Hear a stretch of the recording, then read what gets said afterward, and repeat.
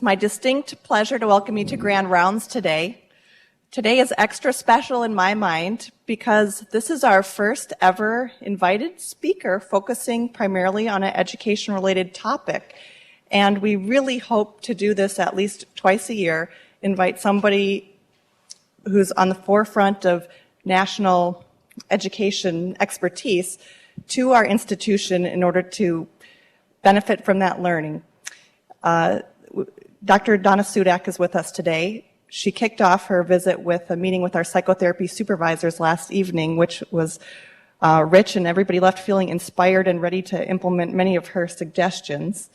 And we will now benefit from Grand Rounds, and there'll be opportunity for our learners to meet with Dr. Sudak over lunch too. And so we've turned this into a grand occasion so we can benefit from her expertise. Dr. Sudak is a professor of psychiatry at Drexel University College of Medicine in Philadelphia, Pennsylvania. There she serves as Senior Associate Training Director and Director of Psychotherapy Training for the Residency. She's an expert in combining cognitive behavioral therapy and psychopharmacology, and in fact has served as past president of the American Academy of Cognitive Therapy. I know Dr. Sudak from her prominent role with the American Association of Directors of Psychiatry Residency Training, where she has been elected program chair for the national meeting in 2016 and has co-chaired the Committee on Psychotherapy Training and is on the executive committee of that organization. Dr. Sudak attended undergraduate at Ursinus College in Collegeville, Pennsylvania, and then attended medical school at the Medical College of Pennsylvania. She served in residency at the hospital of the University of Washington and completed her fellowship training as an extramural fellow in cognitive therapy at the Beck Institute of Cognitive Therapy and Research. So in addition to the many, many articles she's written, the editorial board she's served on, she's really is an expert of international caliber, and I'm just so pleased that the Educational Council and Dr. Zagaloff, you've really connected a lot of the dots in setting the groundwork for this visit, and it's my pleasure to turn it over to Dr. Sudak now. Thank you, Kaz. I'm really, really delighted to be here and to talk to you about the thing that's the most interesting to me these days, which is how to make supervision better. And I'm going to spend most of my time discussing that, but I also hopefully will have some time to talk about how to addict people to learning and the idea of making people experts. Because when we graduate folks from training programs, generally the bar is competent. And I don't know about you, but I do not want a competent surgeon. I want an expert surgeon, and I don't want my mom to see a competent psychotherapist. I want her to see an expert. And so what we have to do is inculcate in our trainees the desire to keep learning and the method by which to do that. And I think that robust supervision is really a path to that. What I've noticed is that I've forgotten to put my email on this, and so while this is up, I'll tell you it is donna.sudak at Drexel, just as it's spelled there, Drexel Med, M-E-D.edu. You can also email Kaz for that. But if you have any questions at the end or want some educational resources or down the line want some CBT ideas, please don't hesitate to get in touch with me because it's part of my mission. These are my disclosures. I am a work for Takeda Pharmaceuticals on an educational product. I've had a couple of contacts with them about that, but that will not affect this presentation, and there will be not anything that's discussed that's off-label. I want to say that I've done a lot of this work with Robert Reiser and with Derek Milne, and a group of us have written a book about teaching and supervising CBT that's coming out in November, and many of these ideas are from that particular publication. So here's what we're going to do today. We're going to talk a little about some evidence-informed guidelines for supervision, talk about how adult learning could impact your work as supervisors, and really look at something about how to produce experts. So my first question is, how many here are supervisors? How many have been in supervision? Almost everyone, I would guess. How many people have actually had formal training in supervision? many fewer. Because, in fact, up until the recent past, we've done a lot of this, but we haven't really thought about it much. We've made a lot of assumptions, like supervision makes therapists better, that experience makes supervisors better. And we do now know the bottom two, that supervision makes therapists more adherent to a model and can improve patient outcomes. And the bottom line for me is, how can we be more effective as supervisors to make our trainees both addicted to learning, but to help their patients get better? And I'll just say in advance, I say patient and I say psychiatrist because that's the house I live in, but I think more broadly and generally to supervision in psychotherapy in general. So I just wanted to run through a couple of new studies that will show you some of the effects of supervision on competence. Some people think that supervision may be the most important thing that contributes to training effectiveness. So that if you think about that sentence, it involves the supervisee having training first, and then the supervisor helping the person who's had training to implement that training in the real world. Now, one of the things that I know as a supervisor is that you can't always count on that training as having happened. So that sometimes in supervision, what we are doing is training before we supervise. And we need to think about where our supervisee is on that continuum so we know what to apply in supervision to make the most impact. More on that later. So here are the things we know about supervision. Anybody know who Fixin is? Fixin is, you can download, if you Google Fixin, you can download this incredible monograph. And what Fixin has done is to look at why it is that if Toyota knows a different way to make a car, and they know that the car would be a better car, within 3 months, every factory that Toyota has will be retrofitted so the cars would be better, right? In mental health, if we know that something is a better way to treat patients, how long does it take that to reach the community? 10 years. 10 years. It's just astounding. And what Fixin has done is to look at what it is that gets people to adopt new things that work better.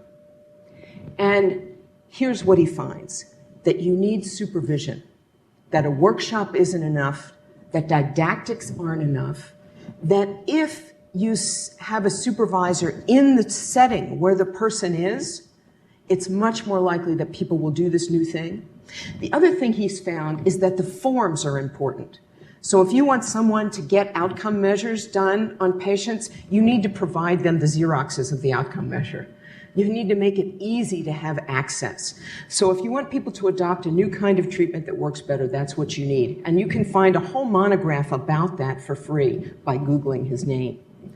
Schoenwald has shown that if you're a supervisor and you're adherent, your supervisees are more likely to be adherent. And if you address the immediate concerns of a supervisee, you're more likely to have their patients get better. And that supervision works better than reading a manual or reading a manual and having computer-based training. This is a randomized controlled trial. You can see that the seminar and supervision, that means getting the training plus, does much better and continues to improve in terms of the supervisees after the supervision ends, and that their adherence to treatment, the treatment protocol, again, is better if they've had supervision.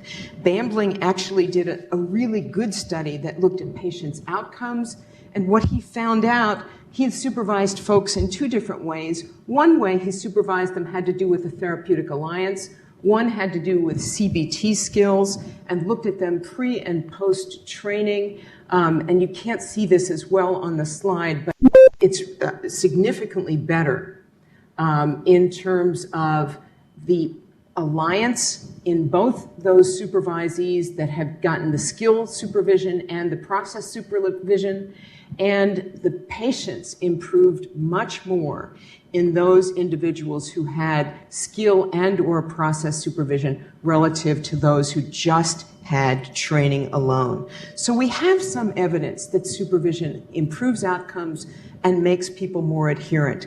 In fact, there was a recent article by Ann Simons, and if we look at outcome studies in terms of psychotherapy research, what we generally find is that the outcomes people get in research trials are better than they get in the community, right? And generally speaking, what we've often said about that is, well, maybe it's because people in the community are less well selected, they usually have more comorbidity. We actually look at the patient as being the reason. And one of the things Ann talked about is that maybe it's the case that people are supervised in research trials. It may well be that we'd all get better outcomes if we had supervision all the time, and that we don't. And so it may be that we're missing that important ingredient, particularly in those patients who aren't responding. That might be a group of people that we might want to look at and see whether supervision actually improved outcomes in that circumstance. So one of the things to think about is, how does supervision work as a process? And one thing that I think is a really lovely model is to think about supervision as the lab. That the class in didactics is the course, and that supervision is the lab. And that rather than thinking about just showing up to hear about a patient, what we could really do to make supervision more robust is to, number one, plan according to educational goals what supervision could look like. Plan for each training encounter in the same way you would for a grand rounds or for a didactic session. And also plan in conjunction with the person's coursework. So in medicine, frequently what's happening, at least with my residents, is that they're getting their didactic in CBT at the same time as they're starting to see patients in CBT. So they've really not had the training as they start to implement the treatment, which is unfortunate, but the way it works. And what I do because of that in supervision is that I track, where am I in this person's coursework, and what can I highlight about what they're learning in class in their supervision session. So if I know they're learning how to set agendas, I might be working specifically in supervision to highlight that particular element of the treatment. So thinking about supervision as the lab rather than as just being where we talk about what happens with patients. What are the goals and were the goals met? Now, Derek Milne and Chris Dunkerley actually looked at evidence-based supervision practices. What's out there that we know has some evidence attached to it in terms of either making supervision more effective as a learning tool or in terms of things that might affect patient outcomes. And they did that with some systematic reviews, they did that with some professional consensus, and what we're going to do is to highlight some of the evidence-based practices today and look at how you might maybe change or refine your implementation of these in supervision. What supervision is really a distinct professional activity whereby what we're doing is really being mentors or guides to transmit practice, to transmit a certain culture as being a therapist, to transmit traditions about therapy, and to think about how it is to help a new therapist manage the interface between a professional life and a personal life. All of those things go into supervision. So these are the ones we're going to talk about today. The first three we're going to do in conjunction, making the supervisory agreement clear, doing a needs assessment, and making a learning contract. And then we're going to look at what kinds of evidence-based methods of education we can use in supervision and how to provide and get feedback. So we're going to call this setting the table. How we can put together a relationship and learning goals that facilitate supervision. And the first part about that is thinking about what does this learner need to learn? Starting with the learner is one of the key principles that I think facilitates being an educator. What does this person know, and what do they need to learn? And some of that comes with this needs assessment. And then jointly and collaboratively setting goals for supervision. Now, how many of you actually do a written supervision contract? Some. So why would you think about doing that? Here's my reasons for thinking about a written supervision contract. One is it really makes a public statement about the seriousness of this. It makes the supervisee make a public commitment to certain learning goals, and it really specifies particular things that are key elements of supervision. When are you meeting? How to get a hold of you in emergencies? What kind of records will be kept? Whether or not you're going to tape and how frequently you'll review tapes? How would this person be evaluated? And what will patients be told about this? What are the confidentiality issues involved? And having a written supervision contract really sort of lays out, just in the same way that you would lay out contracts for patients in therapy. So then there's the issue of a needs assessment. How many of you know about what an educational needs assessment is?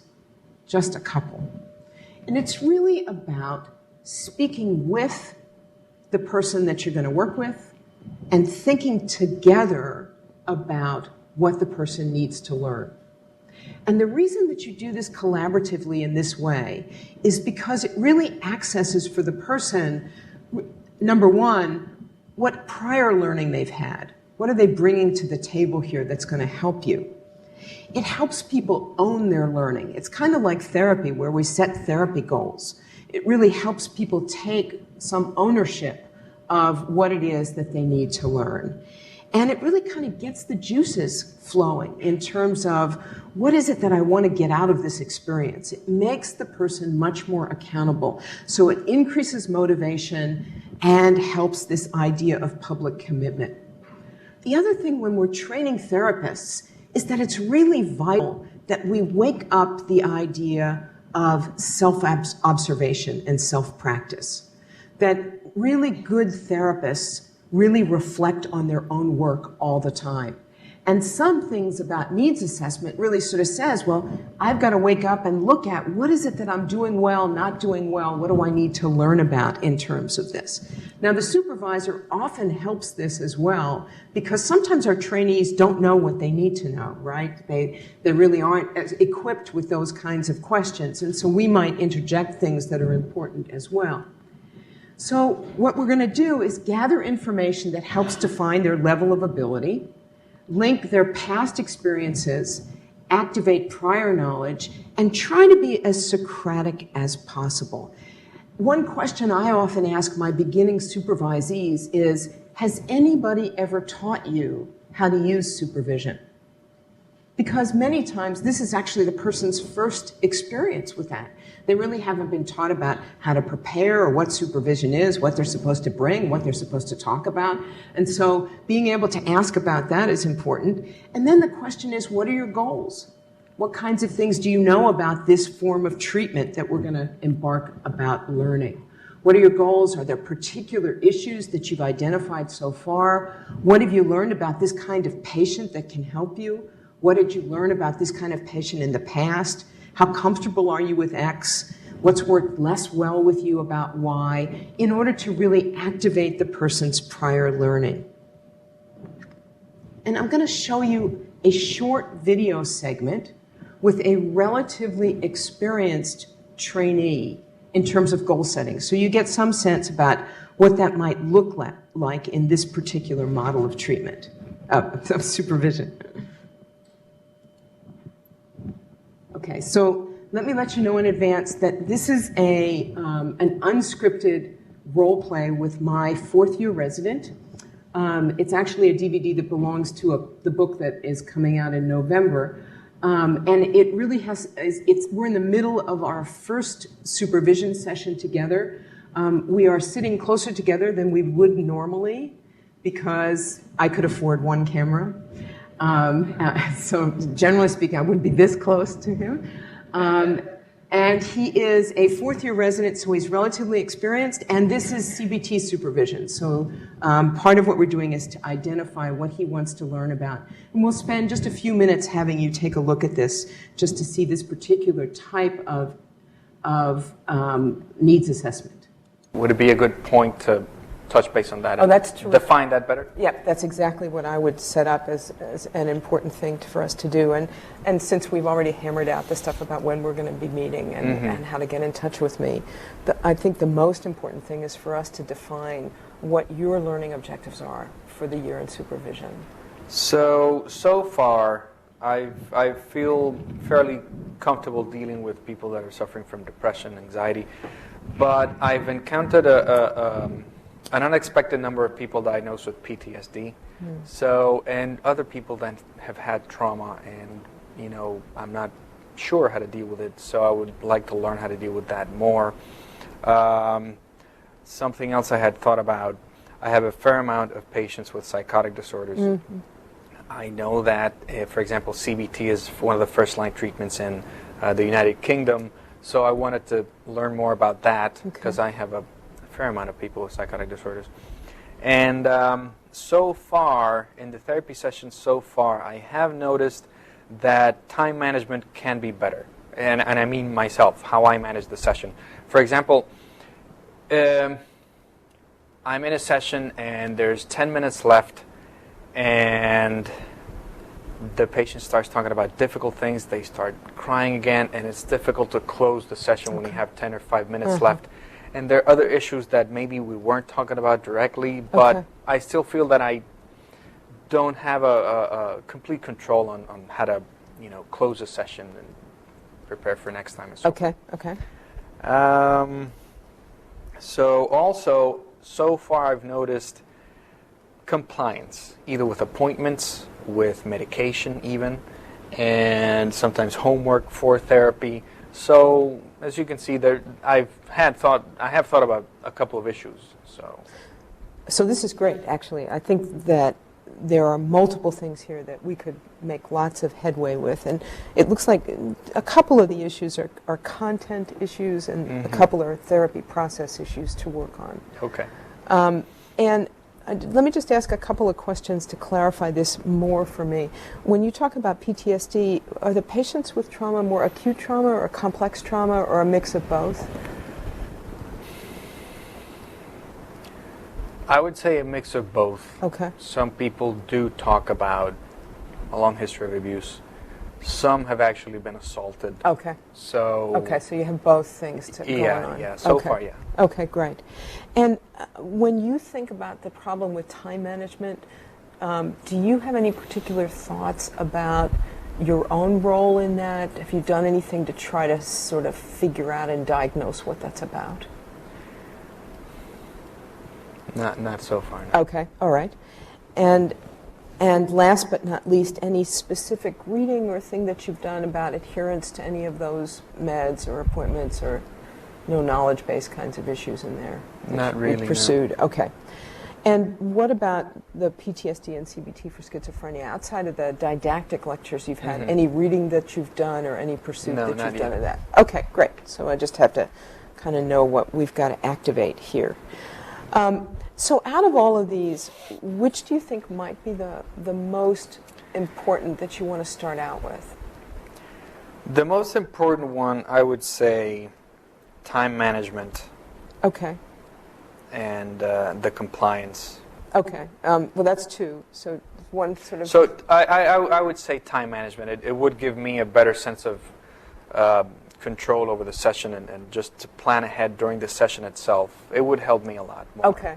So, the patients would benefit from it. So. Okay. And it sounds like what you think the problem is that often you wind up toward the end of the hour identifying or provoking some kind of emotional response that you feel like you don't have enough time to contend with. Is that right?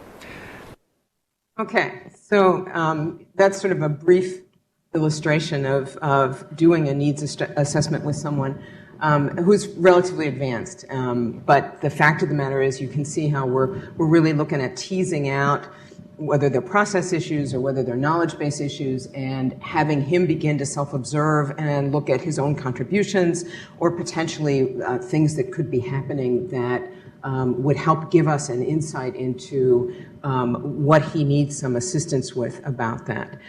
In beginning trainees, this might look very different.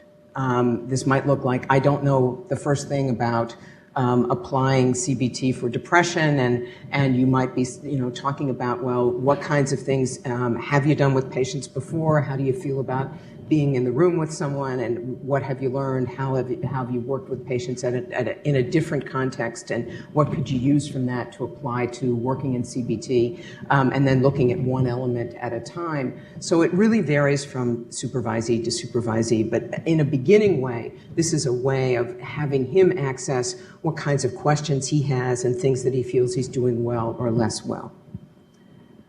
So what we talk about as we look at the needs assessment is goals. And one of the things that's really different about supervision in some ways is that you as the supervisor will also have goals. And part of that is an amalgam of different things. First of all, training is one of our goals.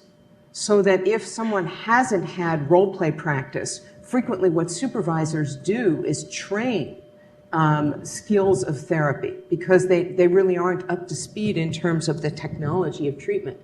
And then these next two are really what I think about in terms of supervision.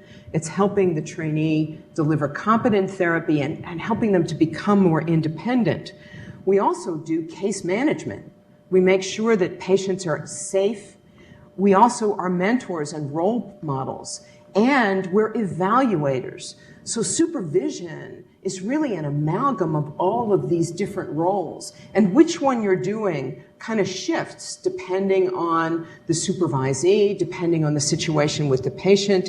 It's relational, conceptual, and procedural kind of skills that you need in order to be a good supervisor, and thinking about the trainee who's with you.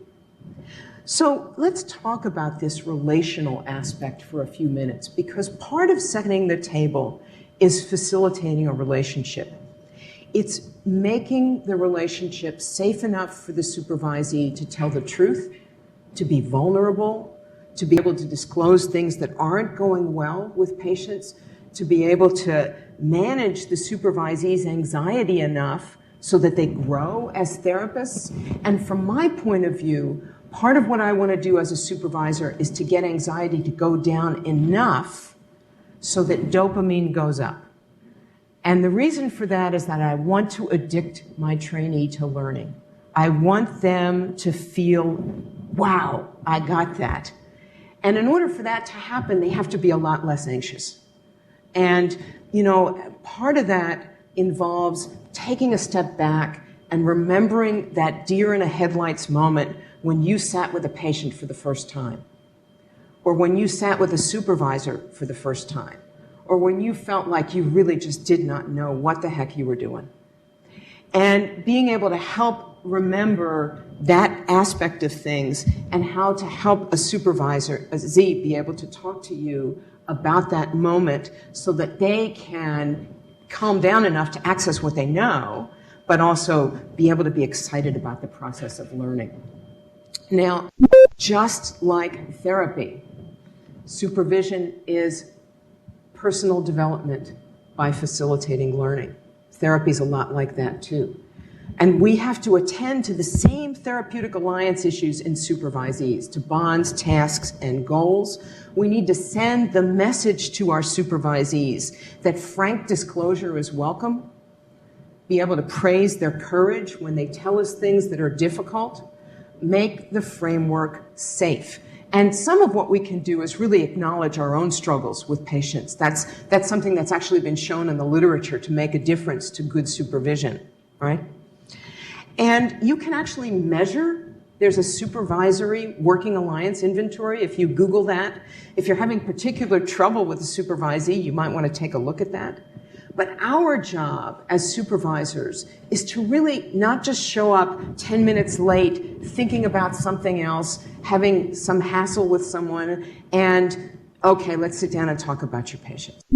When I think about supervision, I think about planning it in the same way I would plan this, or plan a didactic lecture for the residents. I would no more think about just showing up 10 minutes beforehand unless the shuttle was late or something, and not be prepared for this. That supervision ought to be like that. And we should be responsible for time, for how often, for preparing. We both should do homework. You know, I will sometimes do homework for supervision in the same way that I'm going to ask my supervisee. I'm going to look for an article, or I'm going to listen to a particular element of their tape, because I want to make sure that I'm prepared too. I want to model that. And in CBT, we often structure supervision just like we would a therapy session. The reason for that is because we know that this is more efficient, it increases learning, and it really ties what we're doing in supervision to the goals that we've set out. An important aspect of supervision is keeping notes. I actually keep notes in part because of ensuring patient care being safe, but I keep notes because I want to remember those learning issues. And the other piece of this is being collaborative, that we should really look at supervision in the same way as we would collaborate with a patient.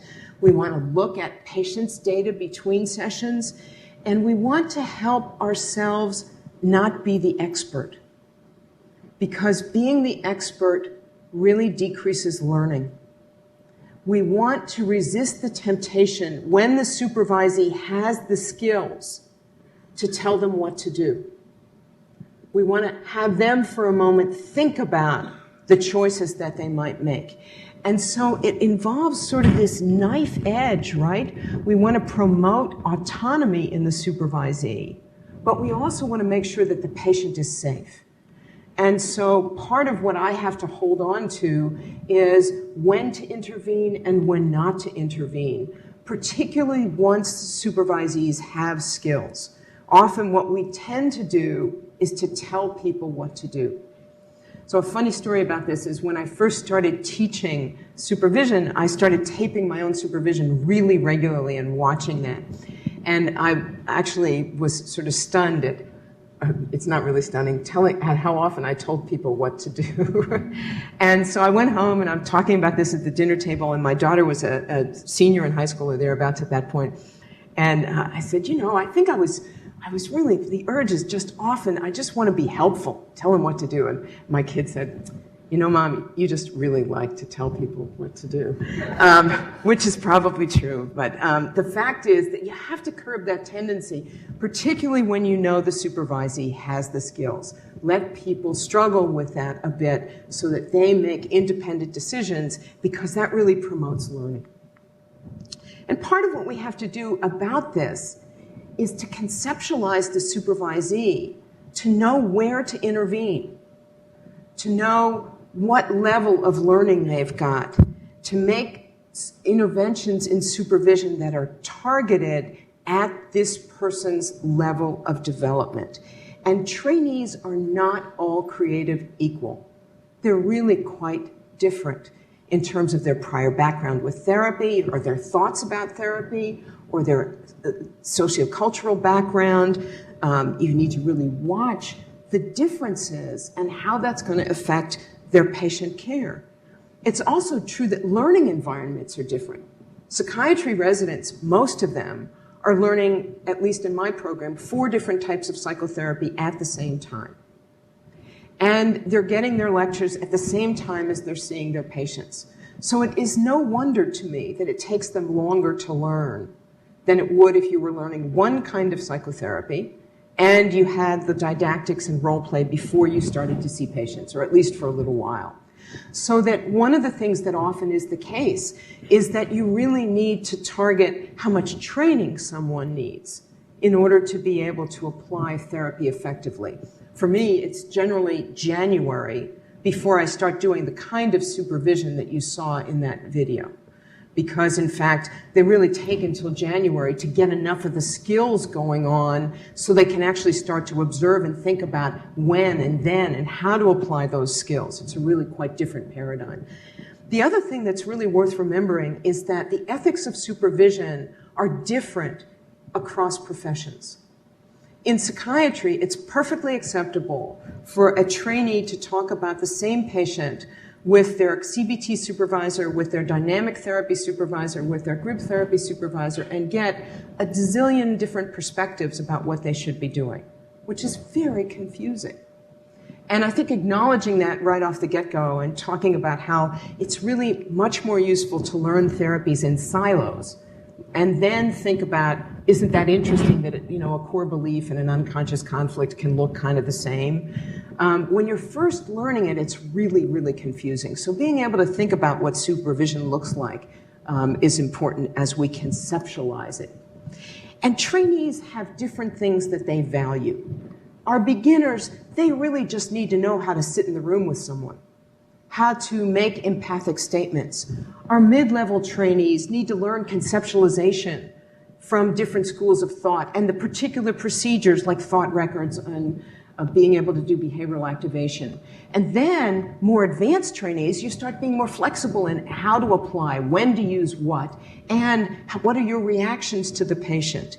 So all of them need praise. We don't do this enough. We don't do it enough with our patients. We don't do it enough with our supervisees. Somebody I really respect, Bob Leahy, has a saying where we should treat ourselves the way we treat our dogs. Because, we're much nicer to them for what they do well than we are to ourselves or our trainees or our patients. There's a great article in the New York Times not so long ago. A hospital in New York is actually providing patients access to their therapist's notes.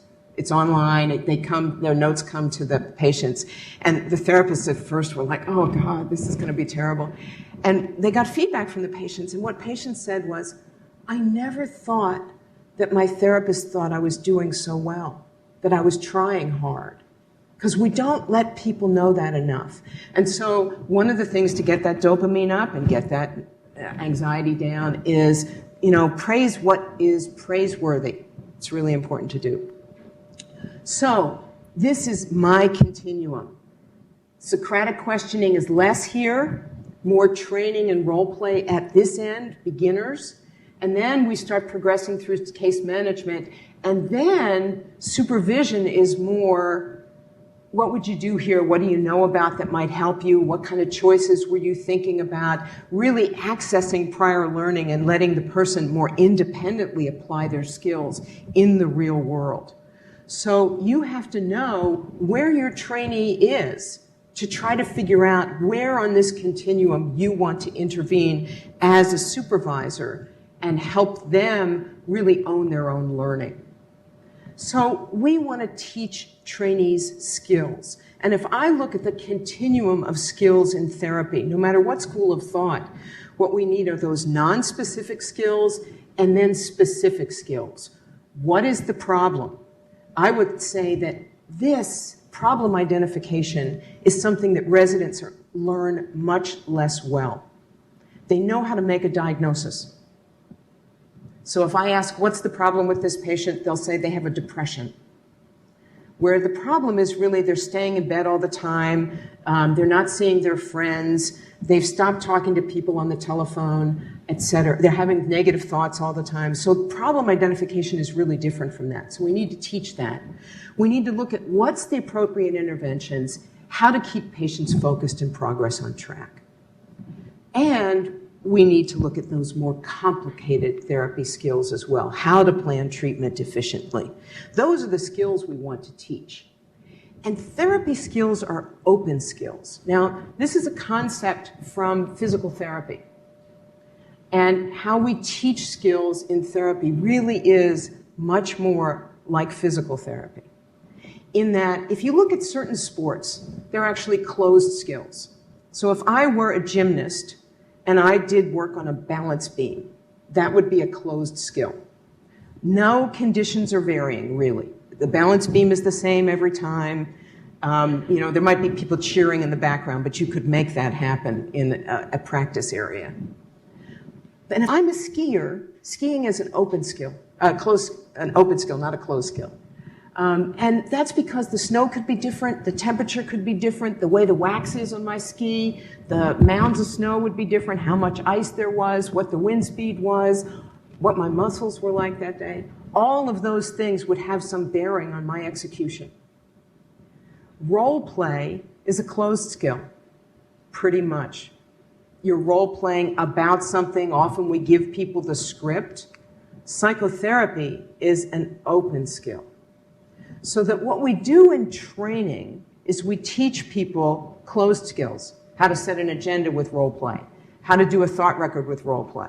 And we can actually do some things to make them more open by ratcheting up the degree of difficulty of the role play. But once we're working with patients, a lot of different variables happen. So what I think about in terms of supervision is that supervision helps trainees go from that closed skill environment to being out in the real world of therapy. So how do we teach this generally? Well, James Bennett Levy has talked about 3 kinds of important learning in therapy. One is knowing about things, that's declarative, that's the abstract. One is knowing how to do skills, right? Knowing how to do something, not just knowing about it.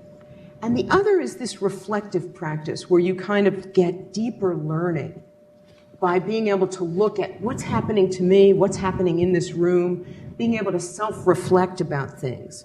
And all of those are important aspects of learning to be a therapist. So how do we take that and translate it to choosing a method in supervision? Think conceptualization. Think about using declarative methods if somebody has to know about something. Think about using how to employ a skill if they need to learn skills, train them, and think about what the objectives are. But what I try to do in supervision is really vary the types of things that I'm doing in the room. I try to do experiential things. I try to look at declarative things that the person needs to learn about in order to help activate a lot of different things as they become therapists, and try to be active in terms of the learning that I do. One of the things that's really important is to find something that is just challenging enough to keep the juices flowing, to really get them to take that next learning step or that next step with their patients. Just enough challenge. So one of the things that I think is really useful in thinking about this is that the trainee who can reflect on something that they just didn't expect to happen and think about what to do next. That's actually, I think, the most important supervision moment, because it combines both reflection about what's happened in the room, but looking at maybe planning, maybe looking at future things that might be the case with a patient and how they would cope, because it helps them to think about that real-world open skill development. Another thing that is really critical about supervision is feedback. Feedback is the most validated educational method. And if I think about feedback, I am not thinking about good job, because good job is not really what feedback is. It's being able to give directions about what went well and about what to do next. And one of the things that's helped me a whole lot is to look at tapes of patient care and think about what are the things I'd want to give feedback about. What are the specific things I could say about this trainee's performance? What did I like? What did I think could have gone differently? What would I have them practice in a session? As a supervisor, it took me a long time to think through those kinds of specifics, and it really helped me to refine that a bit, because I want to give clearer directions about things.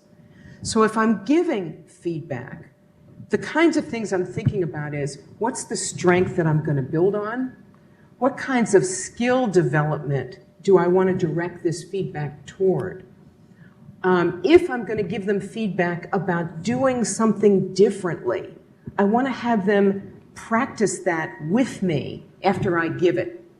So if I want to practice maybe making empathic statements to a patient, if I want to give feedback about that, I might give them some feedback and then role play that with them because I want to reinforce that particular instructive feedback.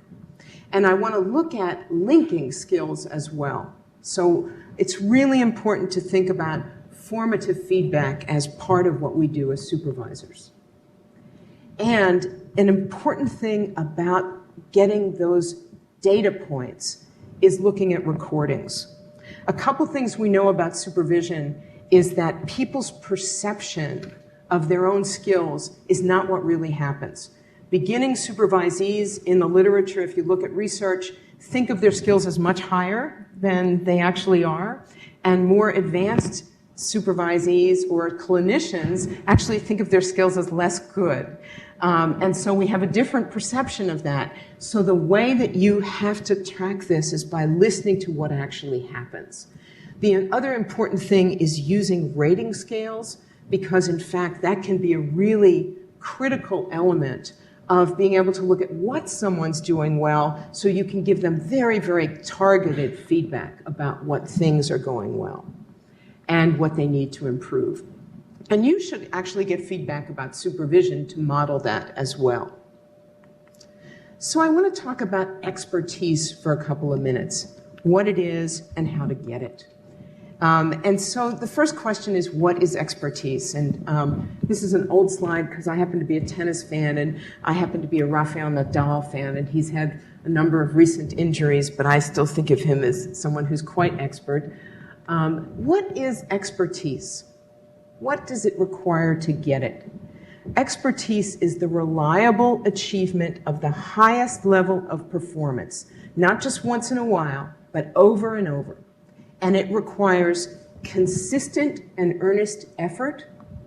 It requires very particular attention to detail to avoid errors. It requires practice with feedback, because you can practice wrong, and precision. And it's not the same as experience or talent or practice, because your performance can get worse if you don't keep getting feedback. That goes for us as experienced therapists as well, right? So in some particular parts of medicine, it's really a given that you get practice with feedback. Radiology is one of those. Radiologists continually review films with feedback to prevent their performance from decaying, right? So that's really important. But it's odd because the more expert we are, the less likely it is that we'll get feedback about our technique or performance. There's a book written about this called Better by a man named Atul Gawande that is a really fantastic book. And Gawande is a surgeon, and he's very into this, and he's a very famous cancer surgeon. And he actually invites other experts into the OR to watch him operate so they can give him feedback about his technique. Now imagine if you were going into a surgeon and they said they were going to remove your thyroid for cancer. Oh, and by the way, I've got this guy coming in to watch me and make sure that I've got good technique and help me improve that. Most of us, in thinking about that, would say, oh, well, you got somebody watching you, when in fact, that's really how people keep improving. We keep improving by getting someone else to give us feedback about our performance. And we as experts should do that along the way, or as trainees should learn to do that along the way, because that's what makes people better, and that's what keeps people learning. If you think about it, think about driving. I'm assuming, does anybody ever here not learned how to drive? It's less common these days. So all of you, when you learn to drive, hopefully in a parking lot somewhere, when you were learning to drive, the first thing you had to do was learn to put on the gas and steer at the same time, or put on the brakes and steer. And when you were doing it, it was probably really clunky. You know, you put on the brake too fast, and, you know, or you turn too fast, and you had to think about everything that you were doing, like every little facet of it, right? And how many of you drove here this morning? or drove in the last couple? How many of you thought about your driving? Scary, right? And, you know, some of you might have been having lunch, putting your makeup on, you know, hopefully not texting. But the idea is that you had reached a plateau. Those skills were automatic. And when your skills become automatic, one of two things happen. Either you say, I'm a good enough driver. I don't have any accidents. I know I don't need to improve. I don't have to think about this anymore. It's a skill I've got. Or you think that your skills are good. You don't see where they can improve. And that's true for us as therapists, too. That's true for us as practitioners. So one of the things that we need to do is to think about how to teach trainees to do this, how to teach them to practice these skills deliberately and get feedback. So here's what I do. I have a number of different things that I think of as automatic sequences, like agenda setting or setting homework or doing those things as a CBT person that I do. And I have a rotating series of them that I put on my clipboard. And during that week, I'm going to pay attention to how many times I've done this within the first 10 minutes if I'm agenda setting. And I'm going to listen to a tape or two that I've made about how did I do that and what do I think of that skill. And so that I am practicing those automatic sequences to make sure that I'm doing them in that particular way. I'm looking at a way of making sure that I'm not just on autopilot, that I'm continuing to get better. And maybe I'll exchange a tape with somebody now and again if I'm particularly struggling and saying, you know, what is it about this that I'm having a hard time with? So that I get feedback, because that's the only way I'm going to improve. And teaching my supervisees to do this is a way to help them continue to refine these micro skills in therapy. So that's one way of getting better and being more expert. But here's another, which I think, and I'll leave you with this because I think it's really, really important. There are other places of getting feedback that will improve patient outcomes. If we look at those elements that contribute to psychotherapy outcome, they really come down to three. One is our alliance. One is the technology of treatment that we're using. And the other is patient specifics, like the conceptualization, like things that happen outside of our control in the patient's life, and like what particular illness they had and how severe it was. So if we're looking for feedback to help us, one of the things we could do is we could regularly do a working alliance inventory. We could regularly look at patient rating scales of the illness that they have. We could regularly monitor the fidelity to which we're giving the patient the treatment. Because we know that when patients are not doing well, and actually 35% of patients in randomized controlled trials of therapy do not get better. And 5 to 10% of them actually get worse. So what do we do in that circumstance? Well, Lambert did a big study of a whole lot of different patients with a number of different illnesses and a lot of different types of therapists who delivered different kinds of therapy in this large clinic. And what he did was develop this color-coded thing, like the TSA used to be, where red was things are about to go really badly. And orange was watch out because the patient is doing a little less well, and yellow was neutral, and if you were green and blue, pretty much things were okay. And he stratified the charts into groups. And in some of those groups, you got a warning sticker or a colored sticker of different types, and you got some clinical guidance about what to do. Some people just got the warning sticker. Some people got stickers where their patient got the warning and they got the warning. So the patient and the therapist knew that things weren't going so well. So here's what happened. So these are patients that were not doing well. And so as the higher score is not so good. So as they started to do less well, some of these groups got feedback and some of these groups did not get feedback. And here we have the groups with no feedback, things did not get better.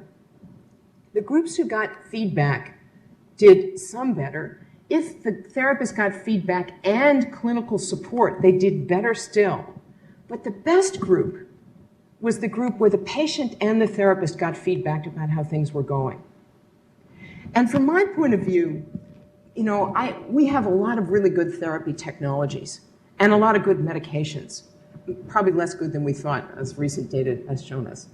But they're good compared to no treatment. That's great if you're the patient that it works for, but it's not so good if you're the patient it doesn't work for. So for me, it's what is it that I can do to help myself and help that patient when things aren't going as well? And one of the most important things from my perspective is getting feedback about how the patient is doing and sharing that with the patient. And then kind of saying, well, what should we do about this? What are the things I need to think about that we could do? What kind of changes do we need to make? And teaching trainees how to use that feedback, how to test out hypotheses about why things aren't going so well, how to share that with patients is really, really critical as well. This is a free website.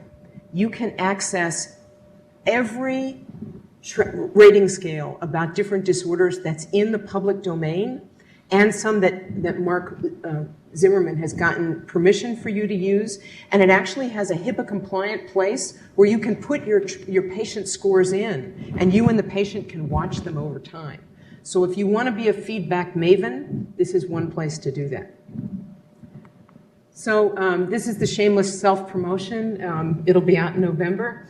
And I've also provided a bunch of references. If you guys would like the slide, please don't hesitate to get in touch with me, and I'll provide those for you. And it's been delightful to share with you just a couple of different highlights about how to make this venture better so that we can be better supervisors and hopefully our patients can get healthier. Thanks so much. Thank you. We have just a moment for questions if anybody would like to pose a question. Dr.